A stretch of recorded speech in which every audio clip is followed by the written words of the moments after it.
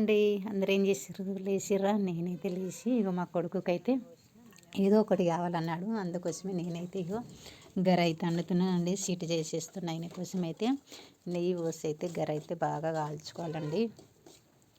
Gold colour వచ్చేదాకా అయితే కాల్చుకుంటా నేనైతే. గోల్డ్ కలర్ వచ్చేదాకా కాల్చుకొని అయితే తర్వాత అయితే పాలు పోస్తున్నాండి. ఎందుకంటే పాలు ఎక్కువ పోస్తా. పాలు పోసి నేనైతే 5 నిమిషాలు ఉడకబెట్టిన. ఎందుకంటే సిమ్ములో పెట్టి 5 నిమిషాలు ఉడికిన తర్వాత అయితే నేను గర ఎంత చేసుకున్నానో బెల్లం దానికన్నా కొంచెం తక్కువనే చేసుకుంటాను. ఎందుకంటే మా కొడుకుకి అంతకన్నా సీట్లు పడదు.